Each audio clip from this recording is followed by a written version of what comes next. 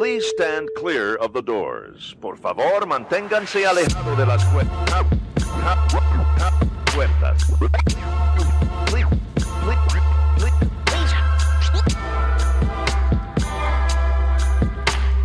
Please stand clear of the doors. Por favor, manténganse alejado. Because this here's the wildest ride in the wilderness. Hello, everyone. I'm Alicia. I'm Nathan. And I'm Stephanie. Welcome to episode 55 of Adventures in Mousecapades.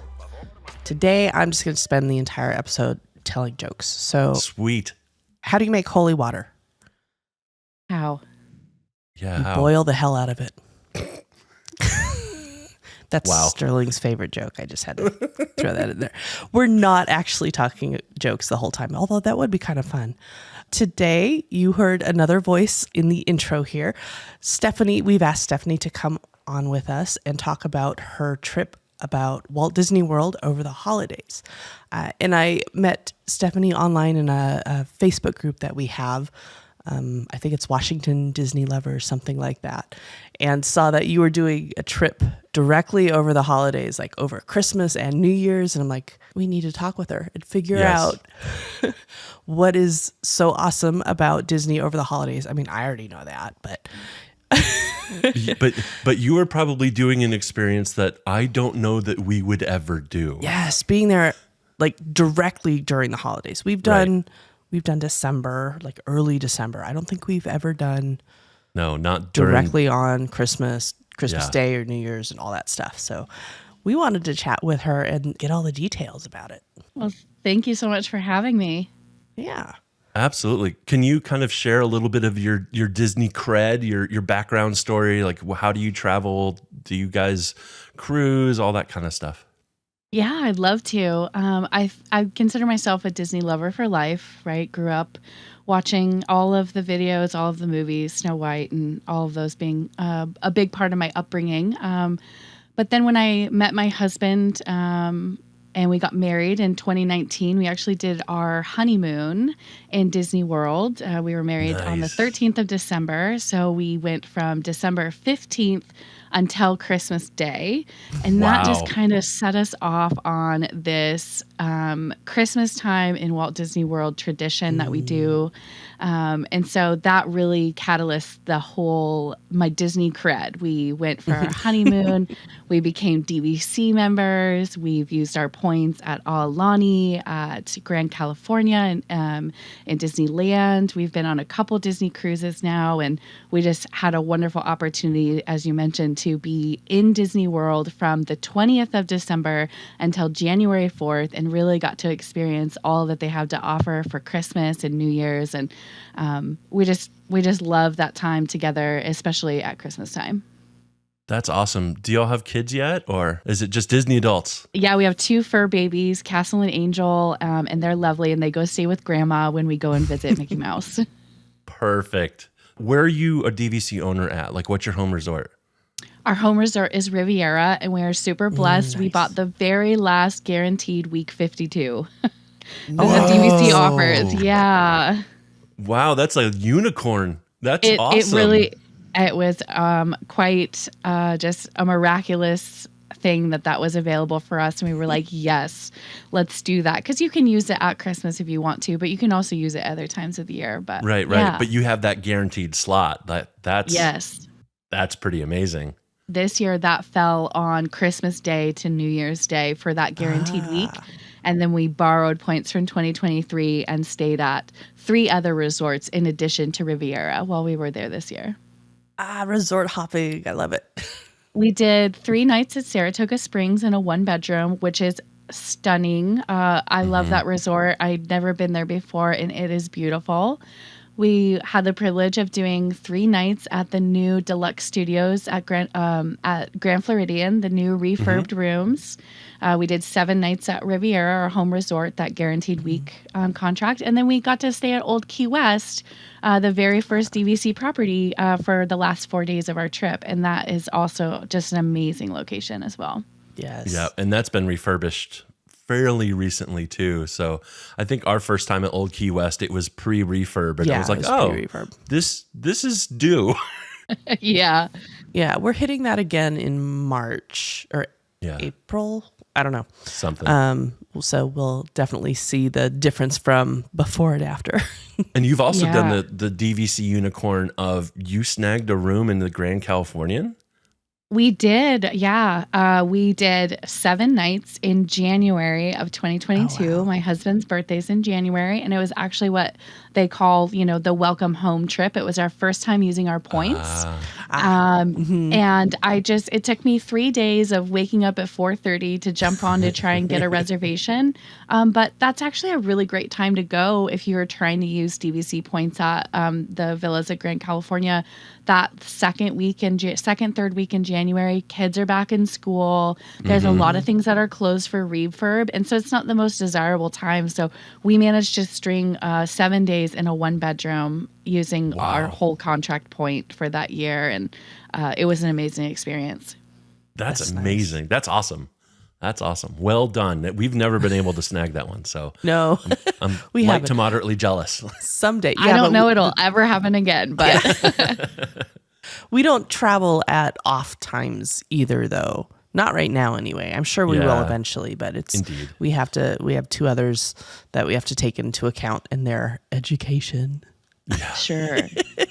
And then, do you have annual passes when since you're there a bunch, or? We do have Magic Keys. We bought the Magic Key when we were there for that 7-day stay, which has really been great because we also went to Disneyland for D23. So we got to do a couple of park days while we were down for the expo as well.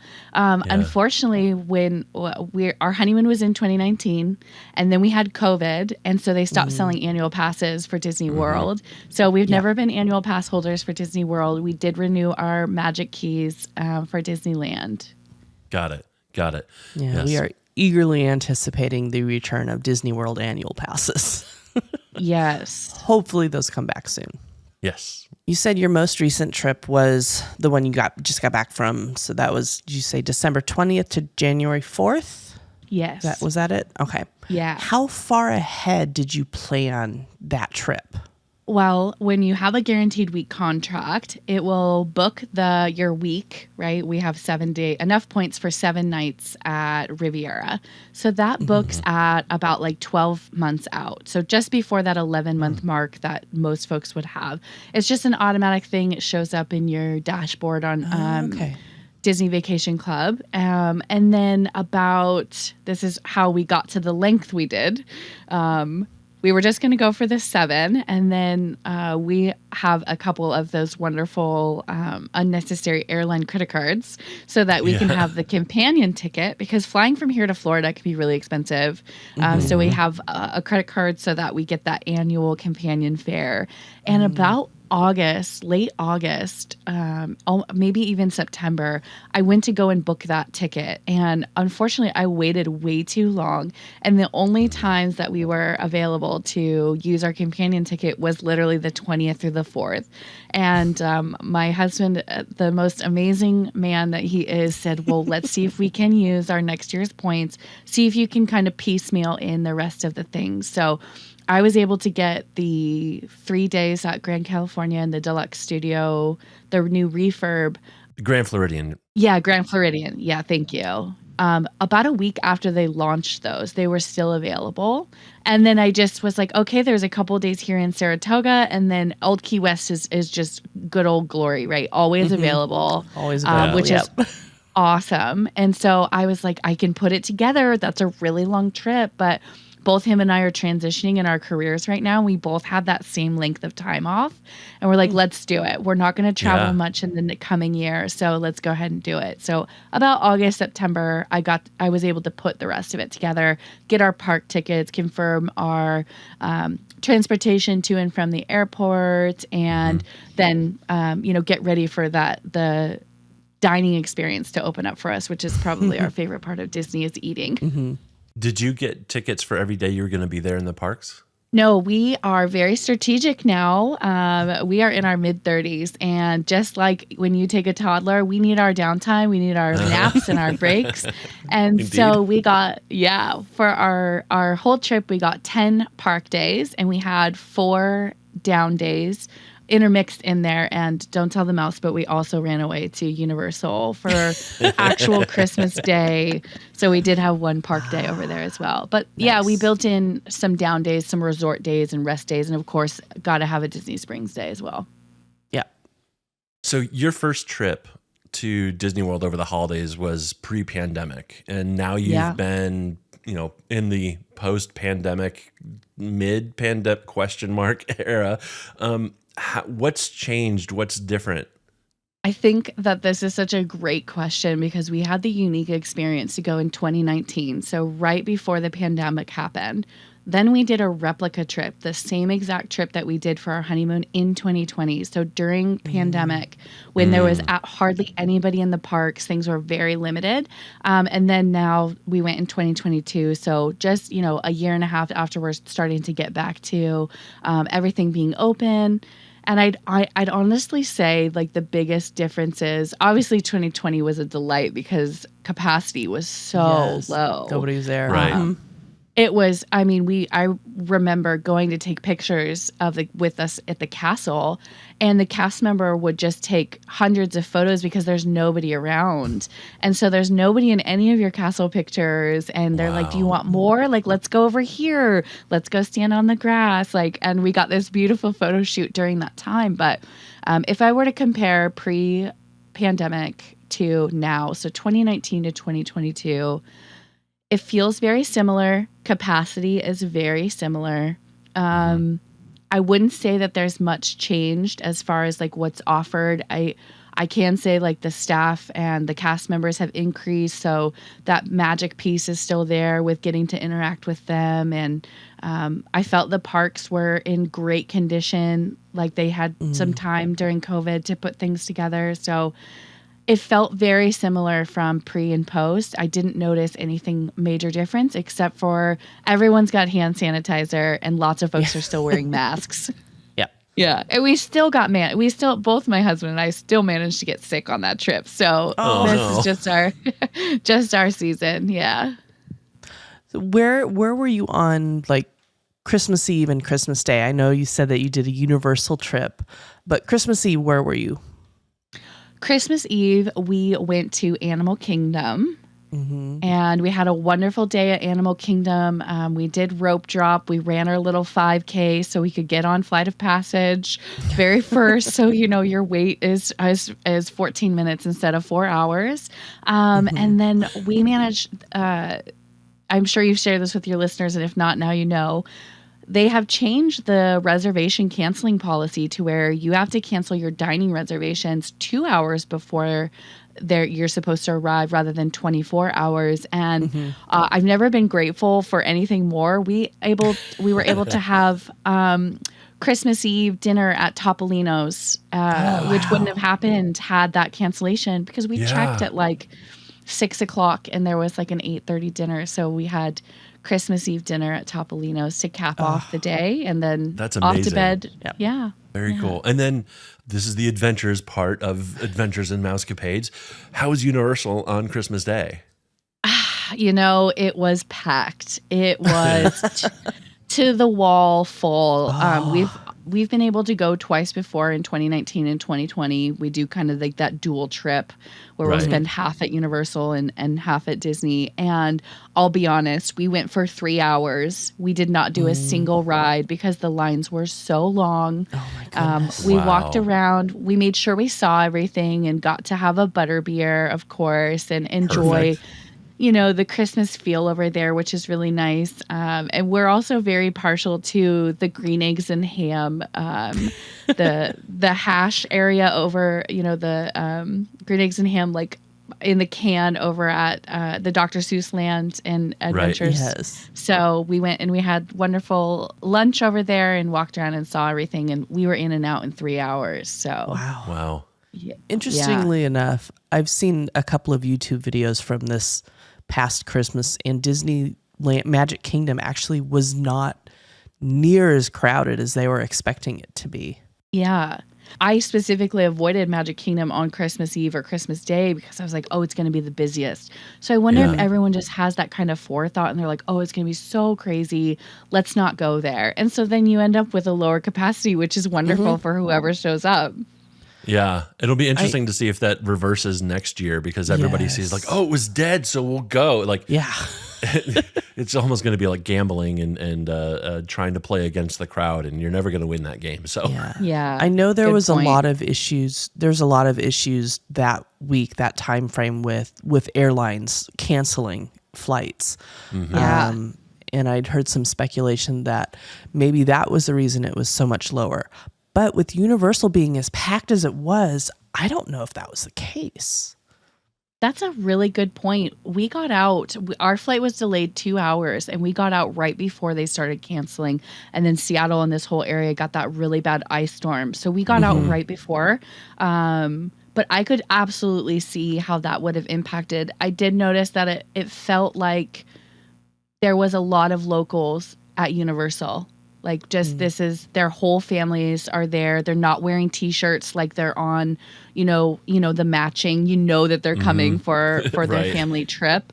It felt a really good, nice local feel, which is a little different. So maybe that's why. Yeah, that's a good point. I bet you that was a lot of locals versus people not able to get there. Yeah. Yeah. Well, even the locals were struggling though because it was 28 degrees. When on Christmas Eve and Christmas Day, it warmed up to about almost 40, but it was in the low 30s for about 4 or 5 days, and folks were freezing. It was pretty cold. How did that impact your trip? Well, thankfully, we're outfitted out here with North Face and Columbia and all that good stuff. So I basically just took the clothes that we wore that, you take off when you get to the airport, you wear at home here to get to the airport, and then you take off when you arrive in Florida. I was like, hey, we're just going to have to put our Pacific Northwest stuff back on. And we just layered and put all those on. And I wore probably, 2 Spirit jerseys over the top of each other. We did do one of my favorite things to do at Magic Kingdom, especially during the holidays, Christmas time, is a dessert party, firework dessert party. And they have this new offering called Seats and Treats. And it used to just be called a normal Christmas, dessert party. And it's called Seats and Treats now. And you sit at Tomorrowland Terrace and you get this beautiful dessert spread. There's crepes and, you name it, and beverages, and there's drinks and hot cocoa and everything. And you have this beautiful spot to sit at Tomorrowland to watch the fireworks show and the light show that happens. And that has historically been the coldest day for us across all of our trips. I remember on our honeymoon in 2019, I was so cold that I didn't think we were going to be able to stay. And so my husband ran through, here's just a little pixie dust that we had that is my favorite moment of all things Disney. He saw how cold I was and that we weren't going to be able to manage because it was 30 degrees that night. Yeah. And so he ran through all the stores right before the fireworks, which you can imagine is wall to wall people, everyone shoulder to shoulder. They've been standing there for over an hour waiting, and he's trying to find a sweatshirt or a blanket or something. And he, on the left side of Main Street, if you're exiting, is all kind of like the higher end stores, jewelry, crystals, like that kind of stuff. And they don't really have a lot of attire. Everything's on the other side. Right. And so he just asked one of the cast members, my wife is freezing. We're here on our honeymoon. We're at the dessert party. Do you have anything? Like, I'll take multiple child sizes and we'll just lay it out on her, like whatever we need to do. And that sweet cast member was like, let me go downstairs and see if there's anything. And she came back with a Mickey Mouse Snuggie. And that saved our whole trip. And he's, it's like $90. And he goes to pay and he goes, no, she says, this is for you from Walt Disney World. Have the most magical Disney moon ever. And it really made our day. Well, fast forward to 2022, and we basically have a recreation. It's 30 degrees. This time, my husband is freezing. He just has his Spirit jersey and his shorts on because, Pacific Northwest men, they're like, oh, it's fine. And so Guilty. I had the, yes, I had the privilege of running around all over Main Street trying to find him something that he could have. So I ended up getting a couple of blankets, but, so it was very cold that night, and we, enjoyed the dessert party and got to bring home a couple extra blankets, but that's how we managed for sure. Very cool. Yeah, we've been stuck in a similar situation once where we did a very merry cruise, and it was brilliant. And we were in the Eastern Caribbean for a week, and then they had a unforecasted, at least a week prior, cold snap in Florida, and so we had to go merch shopping for everything. Thankfully we looked ahead, and we knew to go find all of our stuff, a couple days before it got really cold. And so we ended up with this experience where it was just suddenly cold and everybody left the parks, and we just had the run of the place. It was fantastic. Oh, wow. Way to be prepared. Yeah. Yes. Did the parks empty out with the cold snap in your view? It was cold for about 5 days, and so we got to see some variation. I think Epcot was probably the least attended during that cold snap as far as what, if I were to gauge. I mean, Epcot doesn't really get super packed anyways, not quite like the condensed spacing that you would see in like Magic Kingdom. But I did notice that it felt like there was less people at Epcot just in general. And then also in Hollywood Studios, you'd have your main concentrations by Slinky Dog, over in Batua, right? Those main areas. But everything else was pretty wide open. So I think there were a lot of folks who maybe came and left. The afternoon was lower for when we did stay, if we weren't headed back ourselves to take a nap and warm up as well. But yeah, it was definitely, you could tell people were impacted. It was a little wild seeing people really scattering and clambering, trying to get gloves or hats or anything for their littles, right? They're all in shorts, and people are buying sweatpants and just throwing them on because folks were pretty dang cold. So Yeah, if they're not used to that, definitely. Well, if they're Floridians, definitely not used to that temperature. No. Definitely not. And who packs for that, right? Like, right. Oh, I'm going to Florida. I'm going to bring my parka and my gloves and my hat and all that. I mean, I saw that in Universal too, where I had purchased a beanie, a Hogwarts beanie and scarf, and I probably got asked 20 times, did you get that here? Did you get that here? Where did you find that? Because folks were freezing on Christmas Day. Yeah. Wow. You mentioned that you had done a Disney Springs day as well. Was that just touring Disney Springs? Were you doing like the Christmas tree stroll or shopping? What were you doing that day? Yeah, we did a little bit of everything. We actually ended up going and doing 2 Disney Springs Day because there's just so much to see and do, and the food is so wonderful. So our first day we did some shopping, got to hit up World of Disney, check all that out. The Christmas tree stroll is amazing. The trees are so beautiful. The Tiana tree was probably my favorite. I love Princess and the Frog. It's such a great, I'm excited for that renovation at Splash Mountain, but that tree was my favorite. But they're everywhere. And so you can do this stroll, which is very cool. I saw lots of folks being so excited and like people running when they found it and enjoying that. So yeah, we did shopping and we had a couple of dining reservations. And then on one of our down day, we actually went back to Disney Springs and went to the AMC theater and we watched Avatar because that came out while we were there. And that was such a treat to be able to do that on vacation. Nice. Very cool. What was New Year's Eve and New Year's Day like? Where were you on those days? That was a very interesting time because as I mentioned earlier, we both got sick towards the end of our trip. So the plan was we had scored awesome reservations to Storybook Point to go have dinner with Snow White and the 7 Dwarfs over there at Wilderness and enjoy that. And then we just really weren't feeling very well.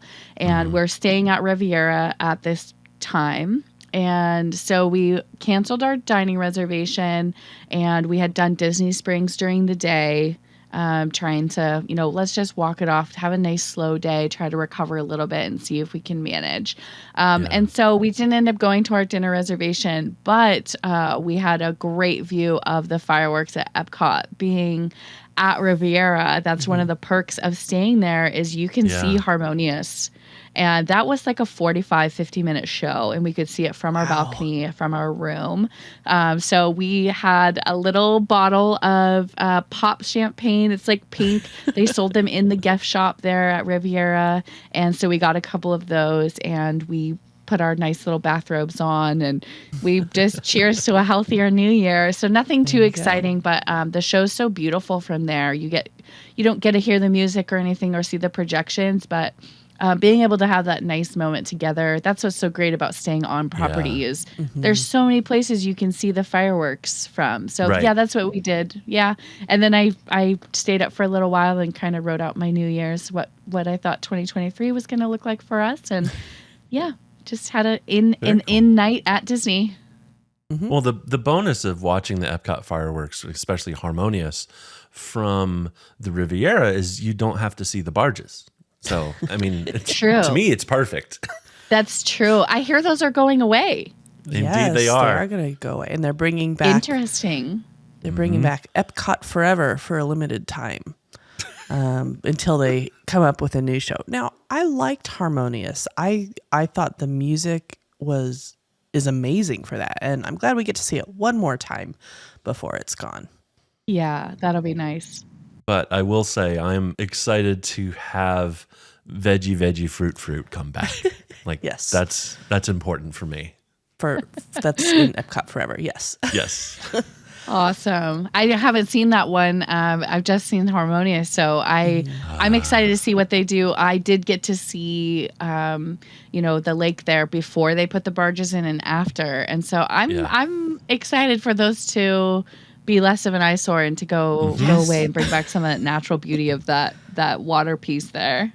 Yeah, yeah. The concept of we'll have sprinklers running or whatever, and they'll just disappear. You won't even notice them during the day. That never really came to fruition. No. So yeah, good riddance in my mind. But yeah, I always thought that the Epcot Forever was more impactful fireworks wise. Like it had a lot more going on in the sky than Harmonious does. So I'm excited for more big booms to be coming back.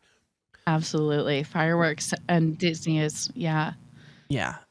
That show also has the nostalgia factor because it does pull in songs and themes that have been at Epcot over the years. Yep. Stephanie, I did want to ask you, for you, what is the draw of going to Disney week 52? That's a great question. I think whether it's week 52 or Disney in general, especially week 52, because we just like the attention to detail. The decor is stunning. It's beautiful. The food is all themed, and they have lots of special treats that are all Disney. And we just love to go to Disney to eat. And for whatever reason, there's like additional, like 3 or 4 additional options just because it's the holidays. So we love the cookie stroll at Epcot.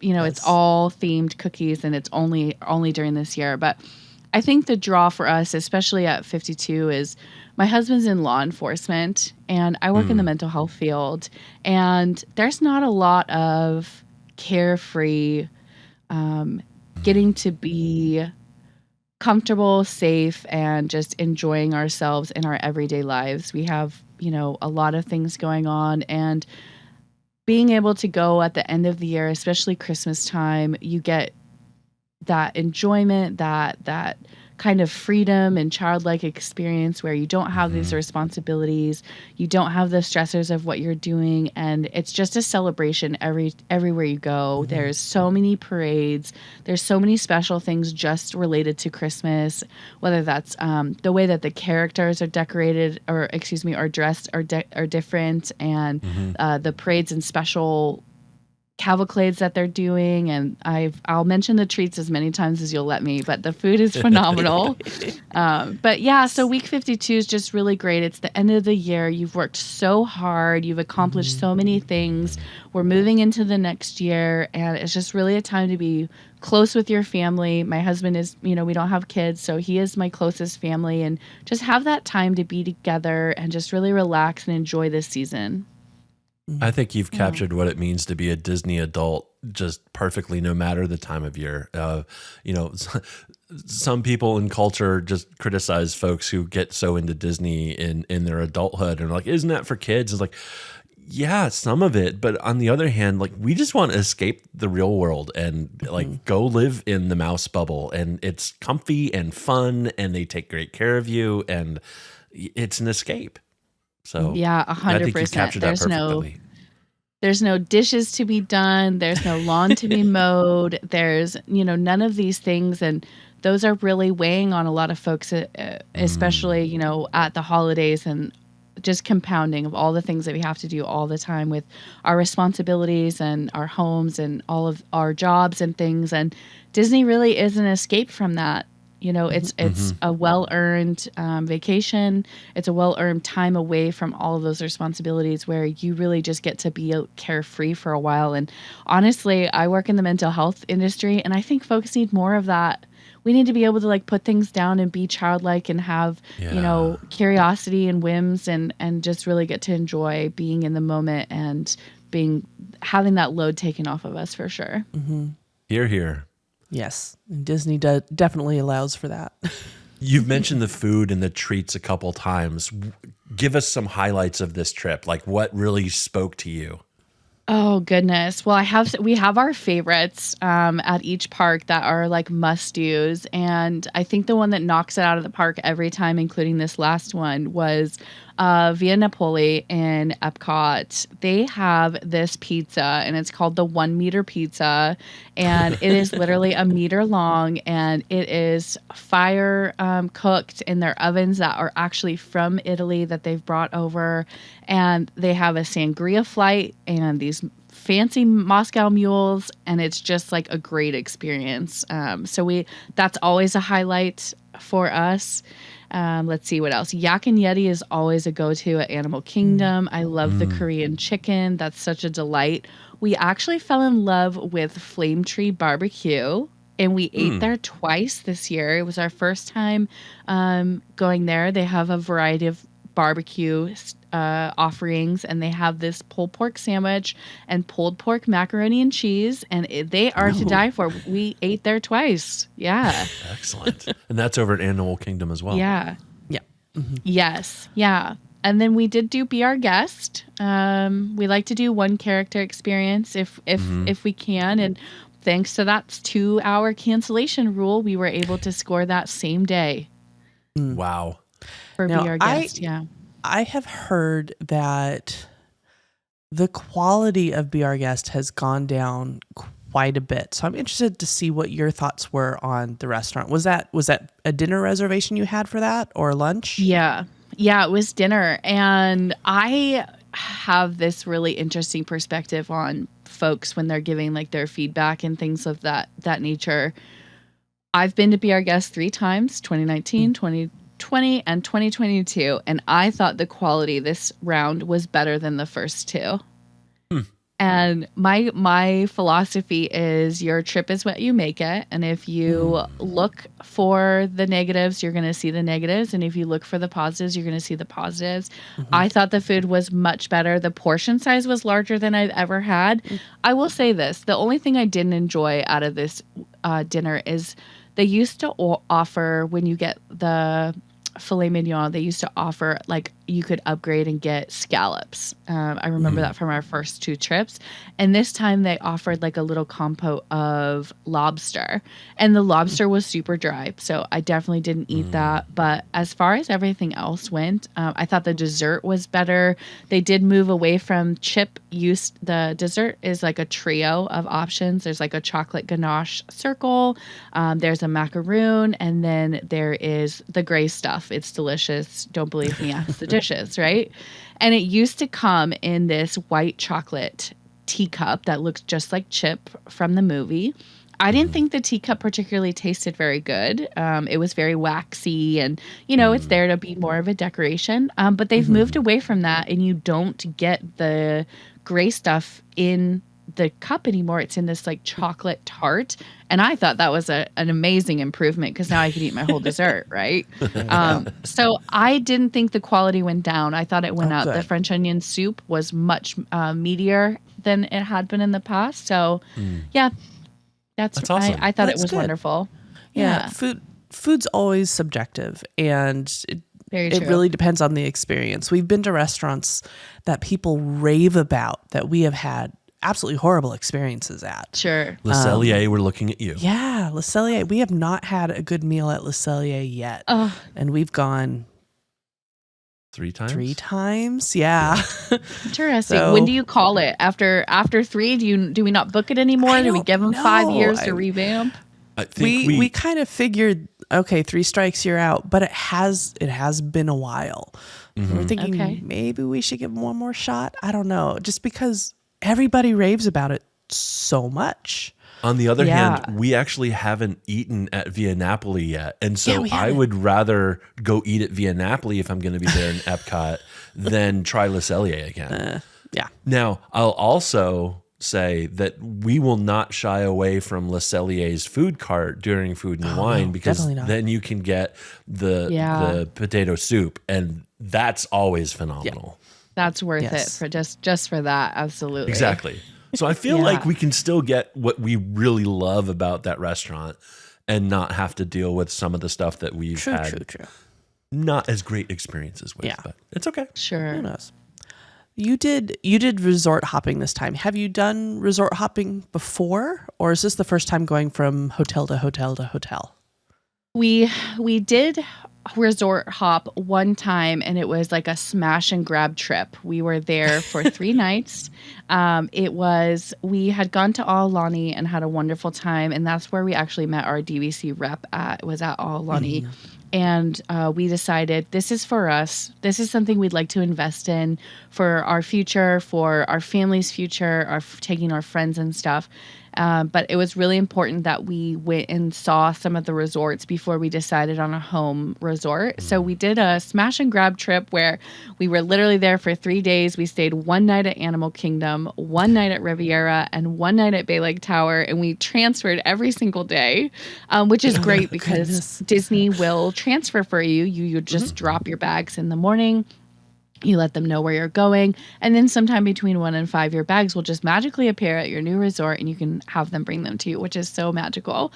But this was the first time where the purpose was to stay, enjoy the resort, spend some time there, in addition to going to the parks and not just like our previous one. So yeah, I would really consider this our first time intentionally resort hopping. Yeah.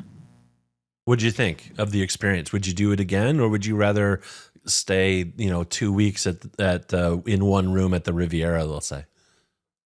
I think that I would do it again. I think part of one of the wonderful just benefits that you have being a DVC member is knowing that you're going to get to come again. So there's less emphasis on hurry, hurry, hurry, go, go, go. We got to fit. We got to do rope drop to sundown at the parks, and you get to spend more time at the resort. There's really a lot of things that the resorts offer that I think a lot of folks miss because they're there for a short period and they're only going to the park. So I enjoy resort hopping a lot. I think my husband likes it a little less because he doesn't like that, like, we're going to pack up and we're going to move and then we don't have our bags for several hours. But I feel like the perfect threshold is 4 nights. If you can do 4 nights at one and then 4 nights at another, or however that looks, I think that that's the perfect amount of time to make it worth it to unpack and really kind of settle in and enjoy your room, especially if you have a 1-bedroom for DVC. But even the deluxe studios, the Grand Floridian is by far one of the most gorgeous resorts I've ever stayed at worldwide. The new refurb rooms are all Mary Poppins themed, and the attention to detail there, she's in the wallpaper, she's in the lampshades, the lighting fixture in the center of the room is this beautiful chandelier, and the glass, I think they might be plastic, but they look like glass. Light bulb covers are birds, and then like there's one hidden penguin in them, and there's umbrellas in the air vents, right? There's just so much to enjoy, the textures and the colors. So I love seeing the different spaces. Every resort has its own feel, its own vibe, its own smell, its own culture. The food is different at every single place. So I will always be a fan of resort hopping to get to enjoy those different things, especially at Christmas time, because each of the major resorts have a giant gingerbread house and a giant Christmas tree, and the decor is so different from each one. So I love it. It's like a mini trip every time you go. So I got 4 vacations. I got 4 separate trips that I remember. Oh yeah, that was at Grand Floridian. Oh yeah, that was at Riviera. And it's like recalling a whole different trip when you get up and move to the next one. Yes. You got to stay in the new refurbished rooms at Grand Floridian. What makes those different from some of the other deluxe studios? Because I know it doesn't have quite all the amenities that the other ones do.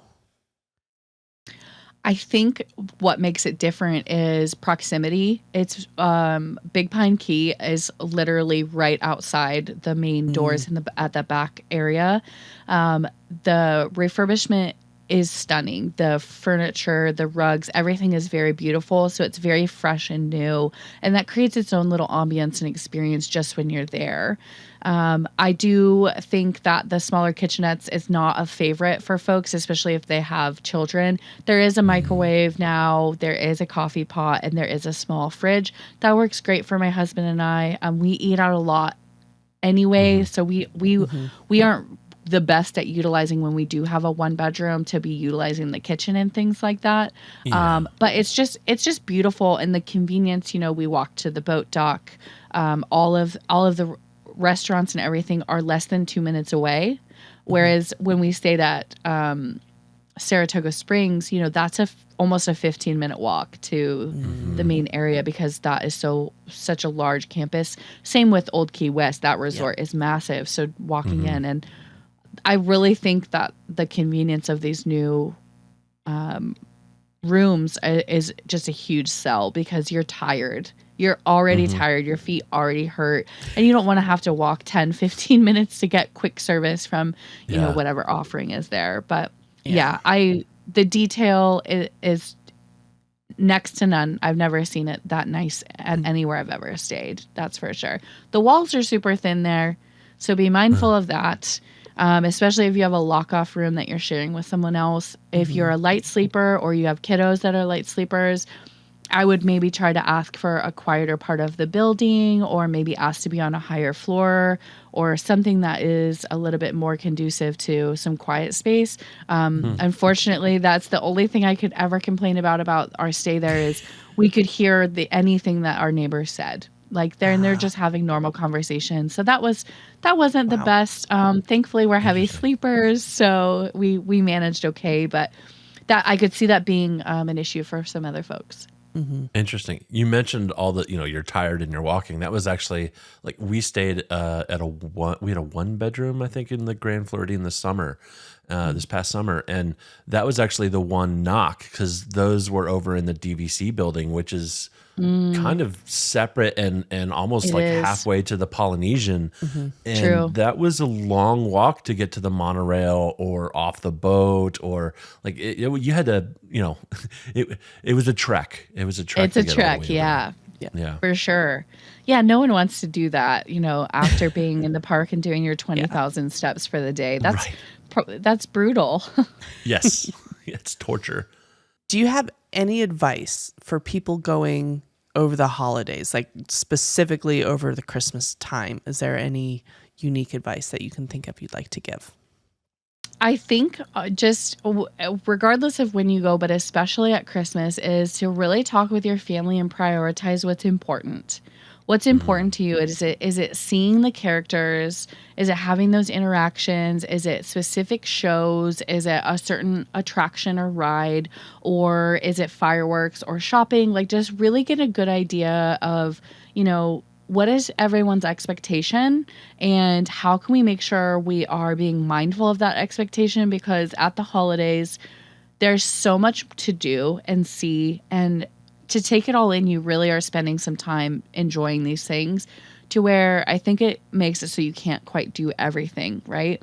You could, but then you see mom screaming at little Timmy and dad's holding crying Sally, because we tried to do all the things in such a short period of time that it really can ruin the experience.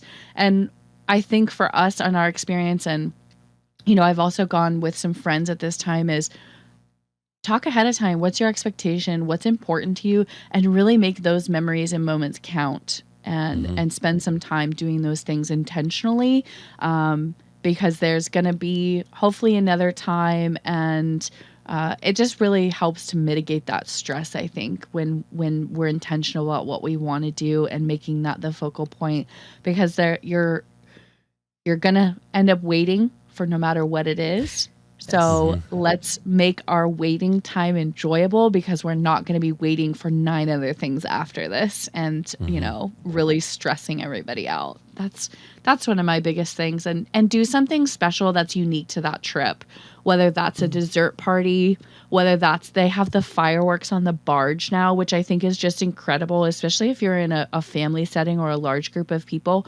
What a memory to have that experience, watching those fireworks together, all by yourself in your own little Disney bubble out on a barge that they decorate for you with treats. And I mean, what an amazing experience. So do something that's uniquely special to your family. Maybe that's everybody gets the customizable Mickey ears, and you all get your names on them, right? Something that's unique to you, unique to that trip, that you can remember. Oh yeah, in 2023 we all went and we had a special princess tea party, or the girls all went to Bibbidi Boppidi Boutique. Do splurge for one of those magical things for sure.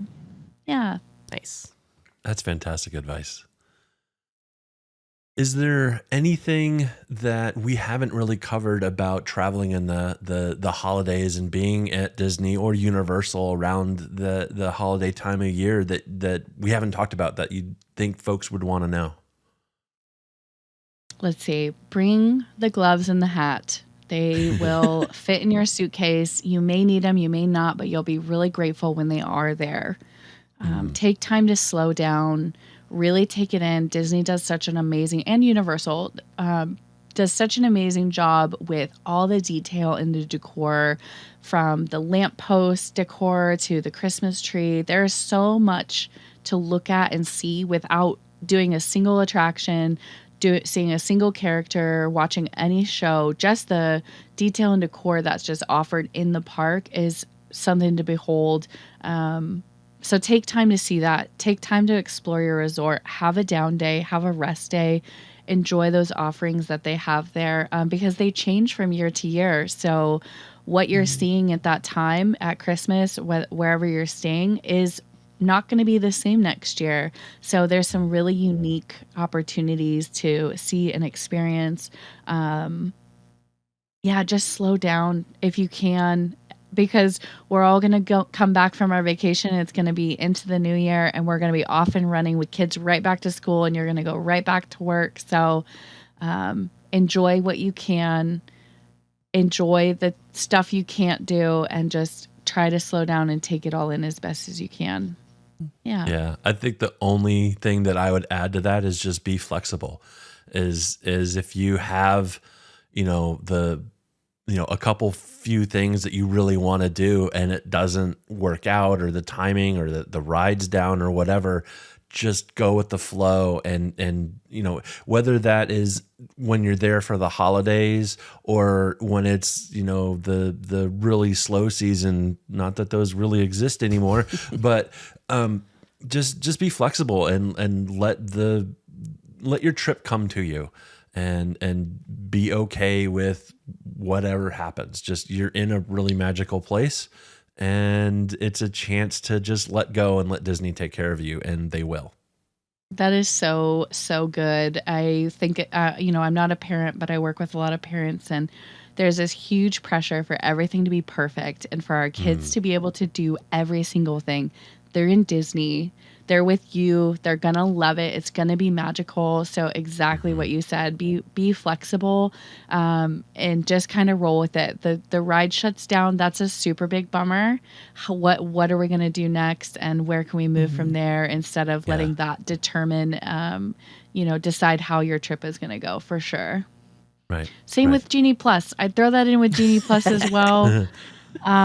There we got to do 4 days on Genie Plus and 4 days without it at each of the parks. So 2 days at each of the park, and I gotta tell you, it feels amazing when you can join that Genie Plus and go on Haunted Mansion and just be waiting that 15 minutes, because you have that. And it's a whole nother animal when you are in the non-Genie Plus line and they let the Genie Plus folks go through, and then you're all of a sudden waiting there for 2 hours.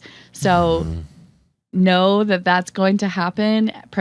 Plan for that space, and be flexible when they keep letting them in, and try not to let it ruin your trip. I saw a lot of folks really having a tough time because that's what happens. Or your Genie Plus doesn't work. That happens too. So be flexible. You're in the most magical place in the world.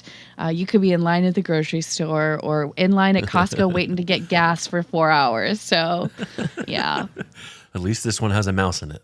Yes. There you go. And a castle. So we want to kind of wrap up and kind of do a quick rundown of some of your Disney favorites. And let's start off with a character. Who's your favorite Disney character? Olaf. Olaf is, I feel like, just the MVP of sidekicks. Yeah. I love Olaf. Nice. Movie? That's like the worst question you could ever ask someone, because we love all of them. I'm a huge Frozen fan, so I probably watch Frozen a couple times a week as like my wind down, like Disney movie for the night. Also a huge fan of Princess and the Frog. So those two are top. As far as classics go, I think I dressed up as Belle for Halloween like 6 years in a row when I was like 4 through 10. So Belle Beauty and the Beast will always be like my OG classic. But yeah, Princess and the Frog and Frozen are right up there. Nice. What is your favorite ride? Ooh. Excellent question. I really enjoy Haunted Mansion with the Nightmare Before Christmas overlay in Disneyland. I did not know that was a Disneyland exclusive until I went on our honeymoon, and I was trying to explain to my husband. I was like, no, there's like Jack Skellington and it's like all decorated. And we went and he's like, what is this? Because it was our first time in Disney World was together. So I have a special place in my heart for the NBC overlay at Haunted Mansion for sure. All right, this is going to be a hard one. Maybe. Disney World or Disneyland? Disney World.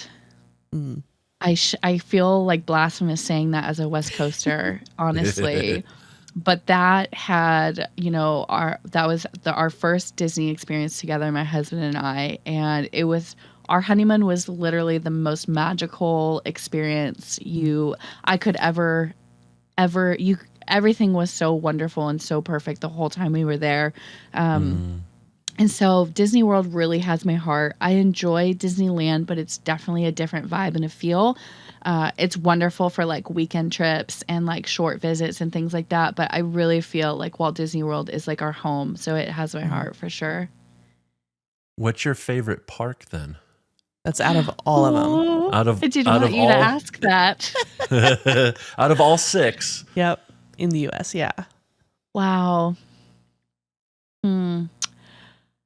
I love Epcot so much. Especially now with the new Guardians of the Galaxy. If I would have thought about it, that's probably one of my favorite rides. Guardians of the Galaxy Cosmic Rewind is phenomenal. Yes. Ride it as many times as you can. Get the 1 o'clock drop and the 7 o'clock drop. Go back at park hop. See if you can get it again. It is the smoothest roller coaster you could ever be on in your whole life. It's phenomenal. But Epcot, I think Epcot's my favorite. It has a massive shopping area, which is a huge big deal for me. I love merch. You should see my walls in the space that I'm in right now. I collect ears, mini backpacks, and spirit jerseys. It's wild. Nice. So great shopping space. The food is phenomenal and it changes all the time, and you get to experience so much food from all over the world. I mentioned a couple of my favorites, but you really can't go wrong no matter where you eat. And then it has a couple of my favorite rides too. I really enjoy Living on the Land. I just think that's a nice little slow down space, and the Frozen ride is a delight. The new Ratatouille ride is great too, but and then just even more shopping. So the cultural aspect is so cool. Also, so when you go into those shops, you actually get to interact with folks from that area. So if you have any questions about their home country, like you get to interact and talk to them about that, and also just have the experience of like what it's like to be shopping in Scotland or the UK and Germany and stuff. So I think Epcot's probably overall my favorite park, but I enjoy each of them for very different reasons. Excellent. So you're a DVC owner. You've stayed in a whole bunch of places. What is your favorite hotel or resort? I love Aulani. If you ever have a chance to go to Aulani, it is a wonderful, beautiful, perfect fusion of local culture, Hawaiian culture, and Disney magic in one space. And it's Hawaii, so it's stunning and beautiful. And, you've got Mickey and Minnie in their festive gear there. So that's really nice. So I really like Aulani as far as like an experience. I'm a big fan of the refurb at Grand Floridian. I would love to talk my husband into getting another contract just so that I could stay there, So yeah, those two are probably like my favorite. Yeah. I really like Saratoga Springs, their 1-bedroom. If I could like redecorate my whole house, I would definitely go with that like kind of nice, clean style for sure. Yeah. We own at Aulani, and I will say that is the one place where, we were talking about the kitchens, the full kitchen at a DVC resort. That is where we use the kitchen all the time is at Aulani. Totally. Yes.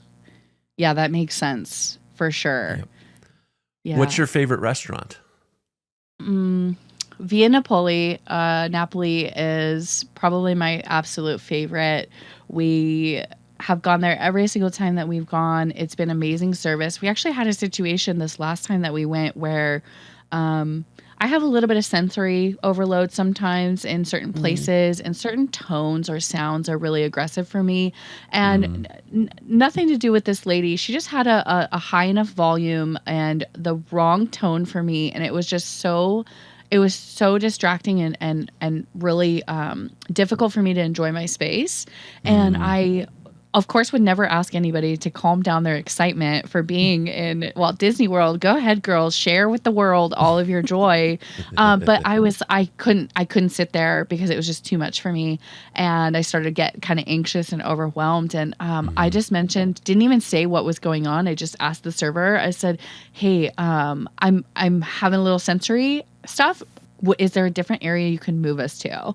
And without blinking an eye, he said, "Yep," grabbed our drinks and moved us to another space to where it was a little bit quieter. And we've always gotten that kind of exceptional service. We're always celebrating something, and they always make sure that, they're saying congratulations or giving us a little dessert treat. So I've never had a bad experience there. And the food is phenomenal. This is really embarrassing, but I'm going to share it because this is what it's like. We had that short little 3-day trip. We went and had lunch. We got our 1-meter pizza. We ate it. We had our drinks, the whole 9. I ordered a smaller version of that pizza to go, and I took it home on the plane. on the plane with me. I know that violates every single health code.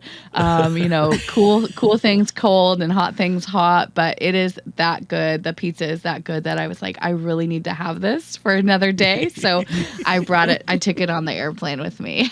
So Excellent. Via Napoli is probably my favorite. Well, you'll definitely have to try that one out. Absolutely. Please do. Tell them I sent you. They'll be like, oh, yeah, Yes. we know exactly who you're talking about. That girl takes stuff on airplanes. That's weird. Last question. What is your favorite snack from Disney?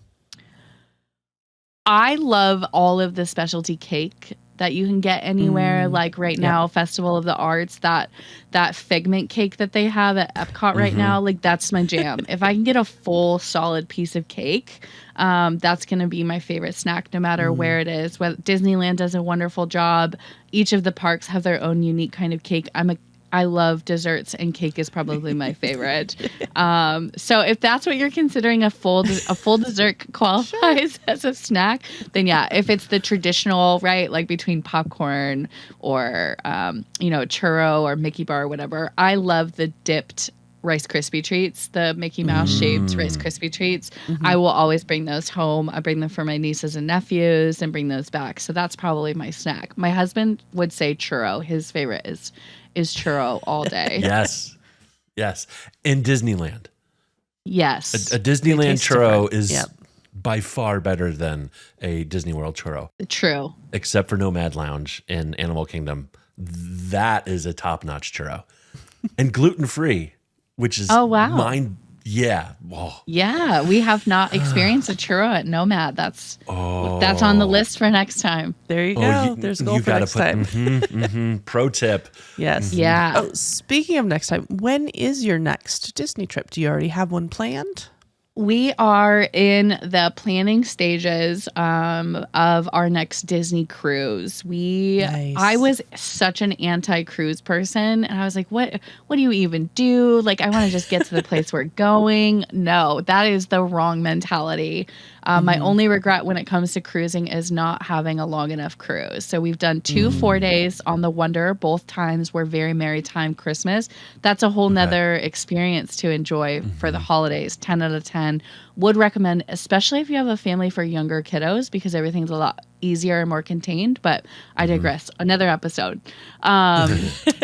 So I would love to do a Disney cruise, Caribbean itinerary, like 6-7 days is probably what's next for us. And then very exciting, I actually graduate in 2025 with my doctorate in counseling psychology. And as a treat to that kind of accomplishment, we're going to go to Tokyo see Disney and go to Tokyo to go see the Disney park over there. Oh, very cool. So, Awesome. working on that, gathering information and kind of planning. So a longer itinerary Disney cruise, probably in the next year.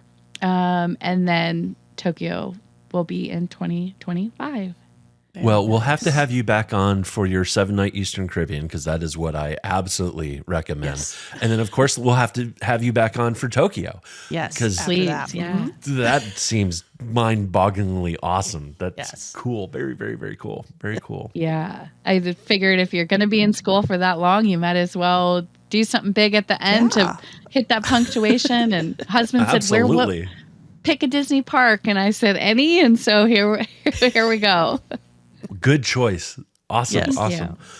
Well, thank you so much for being on, Stephanie. It was such a pleasure to have a chat with you. And I think you've really shared some awesome tips and perspectives on what it's like to be at Disney in the holidays. Yeah, thank you so much for having me. And I hope everyone gets a chance to enjoy the parks at Christmas time and create those memories for themselves and their family. We are not affiliated with Disney, and we are not travel agents. While we can offer our opinions and suggestions, we do recommend working with a travel agent to plan your perfect vacation. If you have questions or suggestions, please send an email to podcast@adventuresandmousecapades.com. We'd even love to have you on, just like we had Stephanie on. Yes. So if you have a Disney experience you'd love to share, please reach out. We'd love to have you on the show. Give us a follow on social media. We're at Our Mousecapades. And if you could, give us a rating and review in your favorite podcast app. That really helps people find us. Thank you, everyone. Be in your ears next week. Bye-bye. Thank you for flying Star Tours. Bye-bye.